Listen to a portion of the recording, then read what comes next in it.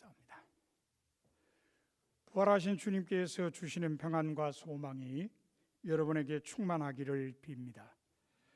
오늘은 예수님께서 사망을 이기고 부활하신 기쁜 날입니다. 예수님께서 이 땅에 오신 일도 감격스러운 일이지만 사망을 이기고 부활하신 일은 더욱 감격스러운 일입니다. 기독교의 생명이 예수님의 부활에 있다고 하는 사람도 있는데 그것은 틀린 말이나 과장된 말이 아닙니다. 그러나 안타까운 것은 이렇게 감격스럽고 의미 있는 예수님의 부활을 교회 밖에 있는 사람들은 받아들이지 않고 있다는 사실입니다. 그래서 부활절은 언제나 교회만의 절기요, 부활절 행사는 교인들만의 행사가 되고 있습니다. 왜 이런 현상이 나타날까요? 가장 보편적인 대답은 부활이라는 것이 이성적으로나 과학적으로나 경험적으로 도저히 믿을 수 없는 일이기 때문이라는 것입니다. 그래서 어떤 사람들은 예수님께서 돌아가셨던 것이 아니라 기절하셨던 것이라는 가사설을 주장합니다. 또 어떤 사람들은 예수님의 제자들이 예수님의 시신을 숨기고 거짓말을 퍼뜨렸다는 조작설을 주장하기도 합니다. 그리고 어떤 사람들은 예수님의 제자들이 환상을 본 것이라는 환각설을 주장하기도 합니다. 그러나 우리가 놓쳐서는 안 되는 것은 사도들과 초대교회 성도들이 예수님의 부활을 전할 때에 그 말씀을 듣는 사람들도 지금의 사람들과 똑같은 생각을 했을 것이라는 사실입니다. 부활이라는 것이 이성적으로나 과학적으로나 경험적으로 도저히 믿을 수 없는 일이라고 말입니다. 그런데 안타까운 것은 그들 중에는 많은 사람이 부활을 믿고 예수님의 제자가 되었지만 지금은 부활을 믿음으로 받아들이겠다는 사람들이 많지 않다는 것입니다. 왜 이런 차이가 날까요? 그 당시 사람들이 어리숙했기 때문일까요? 그렇게 생각하신다면 빌립보 교회 교인들이나 고린도 교회 교인들이 많이 서운해할 것입니다. 참고로 말씀드리면 지금도 많은 사람의 입에 오르내리는 그 지역 사람들 가운데 소크라테스는 기원전 469년에 태어난 사람이고 플라톤은 기원전 427년에 태어난 사람이며 아리스토텔레스는 기원전 384년에 태어난 사람입니다. 결코 그 당시 사람들이 어리숙해서 부활을 믿은 것은 아니라는 말입니다. 그러면 그들이 부활을 믿은 진정한 이유는 무엇일까요? 그것은 부활을 전하는 사람들의 삶의 모습 때문입니다. 초대교회 성도들의 부활 신앙은 예수 그리스도의 부활에 동참하여 자기도 부활한 사람으로서 삶을 사는 것이었습니다. 우리가 잘 아는 골로새서 3장 1절부터 3절까지의 말씀은 그것을 아주 분명하게 보여줍니다. 이렇게 기록되어 있습니다. 그러므로 너희가 그리스도와 함께 다시 살리심을 받았으면 위의 것을 찾으라. 거기는 그리스도께서 하나님 우편에 앉아 계시느니라. 위의 것을 생각하고 땅의 것을 생각하지 말라. 이는 너희가 죽었고 너희 생명이 그리스도와 함께 하나님 안에 감추어졌습니다. 이 구절을 통해 우리가 알 수 있는 것은 부활을 믿는 사람은 그 믿음에 합당한 삶을 살아야만 했다는 것입니다. 바로 땅의 것을 생각하지 않고 위의 것을 생각하는 삶이었습니다. 부활을 믿는다고 하는 것은 스스로 부활한 사람으로서 삶을 사는 것이었음을 알 수 있습니다. 로마서 6장 13절에도 보면 너희 자신을 죽은 자 가운데서 다시 산 자같이 하나님께 드리라고 했습니다. 부활한 사람답게 자신을 하나님께 바치는 삶을 살아야 한다는 말입니다. 바로 이런 부활한 사람의 삶이 사람들로 하여금 부활을 믿게 만든 것입니다. 그러면 어떻게 사는 것이 부활한 사람의 삶일까요? 죄의 지배에서 벗어나는 것입니다. 야고보서 1장 15절에 보면 야고보서 저자는 욕심이 잉태한 적 죄를 낳고 죄가 장성한 적 사망을 낳느니라고 했습니다. 죄와 사망이 연결되어 있으므로 죄에서 벗어나야 함을 강조한 말입니다. 예수님께서 십자가에 달려 피 흘리신 것은 죄의 용서 때문이었습니다. 그리고 다시 사신 것은 그것을 확정하기 위함이었습니다. 그러므로 부활은 죄로부터의 해방이요, 부활한 사람의 삶은 죄의 지배로부터 자유하게 되는 것입니다. 오늘날의 부활절이 교회만의 절기가 된 것은 현대 그리스도인들이 이와 같은 부활한 사람으로서 삶을 보여주지 못하기 때문이라고 할 수 있습니다. 성도들로 하여금 부활의 삶을 살게 만든 예수님의 부활은 기독교 신앙의 토대입니다. 그래서 신약 성서의 복음서들은 모두 예수님의 부활을 증언하고 있습니다. 마가복음도 예외가 아닙니다. 오늘 본문은 마가복음 마지막 장 1절부터 8절에 있는 말씀입니다. 마가복음에는 본문 이후에도 9절부터 20절까지의 말씀이 더 있습니다. 그런데 이상한 것은 9절부터 20절 말씀이 큰 묶음표 안에 들어있다는 사실입니다. 그 이유에 대해서 성서 아래쪽에 있는 나나주는 이렇게 설명했습니다. 어떤 사본에는 9절부터 20절까지 없음. 고대에서 사본이라고 하는 것은 원본을 그대로 베껴 쓴 책이나 서류를 말합니다. 이 점은 성서에도 적용됩니다. 성서의 원본을 그대로 베껴 쓴 책을 사본이라고 합니다. 성서의 경우 지금은 신구약 모두 원본은 없고 사본만 남아 있습니다. 하지만 그것도 사본에 사본쯤 되는 것을 베껴 쓴 사본들입니다. 사본에 사본쯤 되는 것을 보고 베낀 사본들이다 보니 사본들 사이에 약간의 차이가 나타나기도 합니다. 그래서 마가복음 16장 9절부터 20절의 말씀이 어떤 사본들에게는 있고 어떤 사본들에게는 없는 현상이 나타났습니다. 그런데 정확하게 말하자면 마가복음 16장 9절부터 20절의 경우에는 어떤 사본들에 없다기보다는 중요한 고대 사본들에 없습니다. 예를 들면 신약 성서학자들이 중요한 고대 사본들이라고 인정하는 4세기 바티칸 사본, 시나이 사본, 그리고 12세기의 소문자 사본 304 등입니다. 이런 중요한 사본들에 마가복음 16장 9절부터 20절이 없습니다. 중요한 고대 사본들에 없다는 건 뭘 의미할까요? 원래 없었다는 것을 의미합니다. 원래 마가복음은 16장 8절이 마지막이었다는 뜻입니다. 9절부터 20절의 말씀은 후대 사람들에 의해 추가되었다는 말입니다. 그러면 9절부터 20절까지의 말씀은 왜 추가되었을까요? 그 내용을 보면 이유를 알 수 있습니다.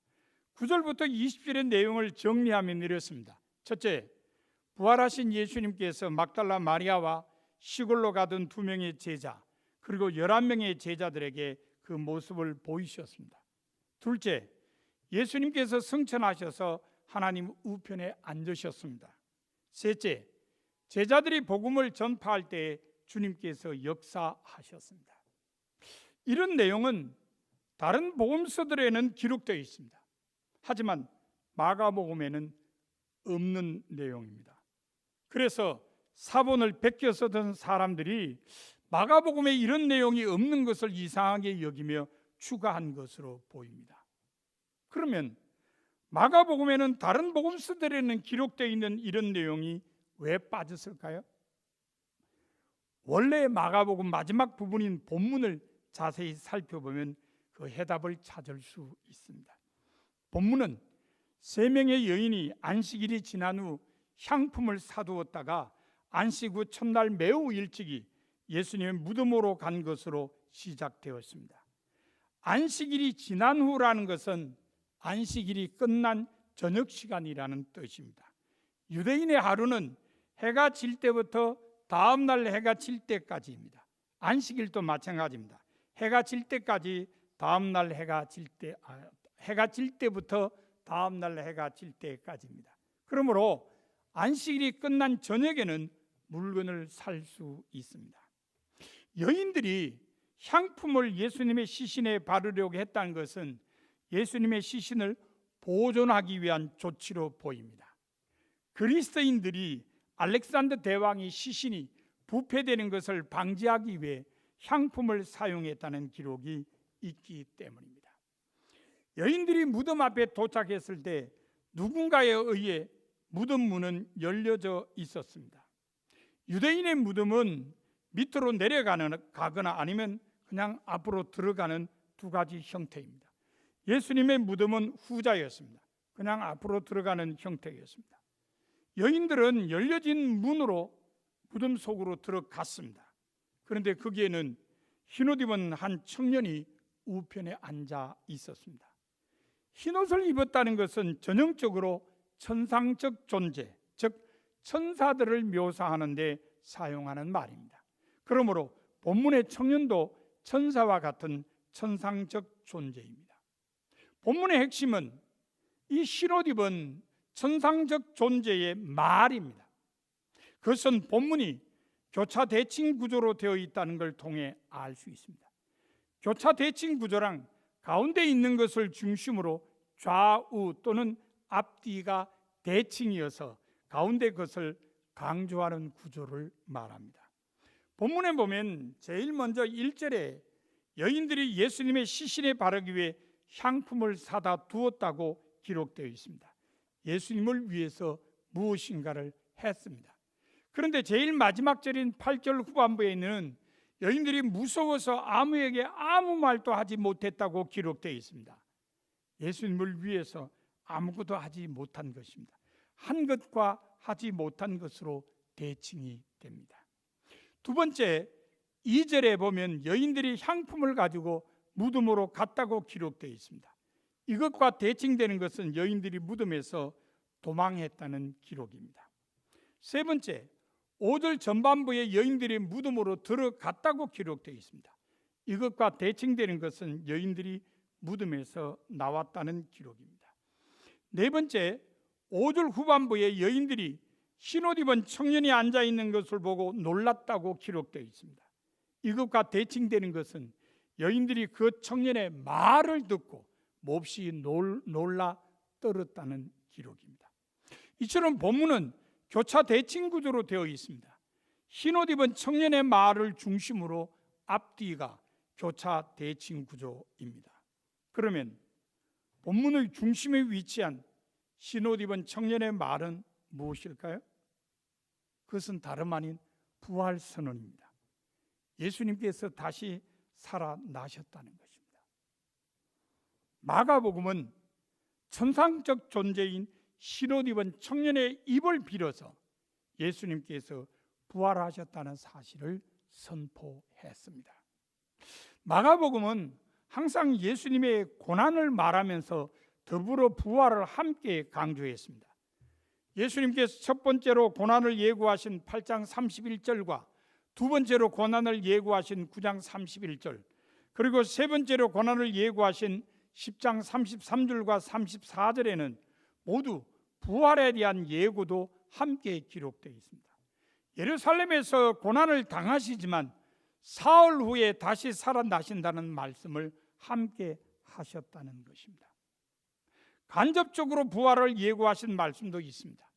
9장 9절에 보면 변화산에서 내려오실 때 예수님께서 경고하신 인자가 죽은 자 가운데서 살아날 때까지는 본 것을 아무에게도 이르지 말라는 말씀을 기록함으로써 예수님의 부활에 대해 언급했습니다. 14장 28절에도 보면 제자들이 다 자기를 버리리라고 예고하시며 내가 살아난 후에 너희보다 먼저 갈릴리로 가리라고 말씀하셨다고 기록함으로써 역시 예수님의 부활에 대해 언급했습니다. 9장 9절이나 14장 28절은 모두 고난과 관련된 말씀 다음에 나옵니다. 그러므로 마가복음에서 예수님께서 고난받으신 후에 부활하신다는 것은 당연한 귀결입니다. 이 당연한 귀결을 천상적 존재의 입을 통해 선포한 것입니다. 결과적으로 마가복음은 예수님께서 걸으신 길의 마지막이 십자가가 아니라 죽음에서 부활하시는 것임을 증언합니다. 예수님께서는 고난당하셨지만 부활하심으로 승리자가 되셨다는 것이 바로 마가복음의 핵심이라는 말입니다. 그런데 흰옷 입은 청년의 말을 자세히 보면 단순히 예수님께서 살아나셨다는 소식만 전하는 것이 아닙니다. 다시 살아나신 예수님께서 먼저 갈릴리로 가신다는 것과 그곳에서 제자들을 만나신다는 말씀이 포함되어 있습니다. 왜 다시 사신 예수님께서는 갈릴리로 가시며 그곳에서 제자들을 만나신다고 하셨을까요? 다른 복음서들에는 부활하신 예수님께서 예루살렘에서 제자들을 만나셨는데 마가복음만 갈릴리에서 만나신다고 한 이유가 무엇일까요? 그것은 스승을 버리고 달아난 제자들과의 관계 회복 및 선교 활동의 개성 때문입니다. 갈릴리는 예수님께서 제자들과 함께 복음을 전파하며 설교하시는 곳입니다. 병자를 고치시고 귀신을 내어 쫓으시며 소외당한 사람들에게 사랑을 심으시며 몰려오는 무리를 가르치신 곳입니다. 제자들도 그곳에서 스승과 함께 선교 활동을 했습니다. 제자들도 병자를 고치고 귀신을 내어 쫓으며 말씀을 전파했습니다. 부활하신 예수님께서 갈릴리로 가셔서 제자들을 만나신다는 것은 그곳에서의 활동을 다시 생각하게 하여 용기를 북돋아 줄 뿐만 아니라 새롭게 이해한 주님을 힘있게 전하며 주님께서 하시던 일을 계승하도록 하시기 위해서입니다. 물론 제자들은 한때 스승을 오해하여 고난을 막는 발언도 하며 자기들 가운데 누가 높은 자리에 앉을 것인가 하는 문제로 서로 다투기도 했습니다. 하지만 이제 십자가 사건과 부활을 통해 예수님을 바로 이해하게 될 것입니다. 비록 스승이 잡히자 모두 달아났다 할지라도 스승이 다시 살아나셨다는 소식은 그들의 눈을 열어줄 것입니다. 이러한 제자들을 예수님께서는 갈릴리에서 다시 만나기를 원하셨습니다. 바로 제자들과 함께 하신 선교 현장에서 다시 만나기를 원하신 것입니다. 부활하신 예수님께서 예루살렘에서 제자들을 만나시는 모습이 마가복음에 기록되지 않은 이유가 바로 이것입니다.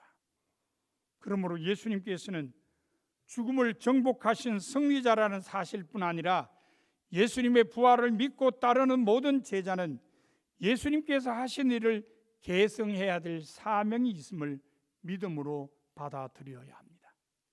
예수님처럼 주변 사람들에게 사랑을 심고 그리고 모든 사람이 인간답게 사는 평화의 세계를 만들기 위해 섬기고 봉사하며 희생하는 삶을 살아야 한다는 말입니다.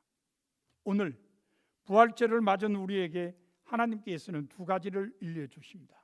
먼저는 죄의 집에서 벗어나 부활의 삶을 살라는 것입니다. 다음으로는 예수님께서 하신 일을 계승하는 것이 제자된 사람들의 사명임을 명심하고 삶으로 실천하라는 것입니다.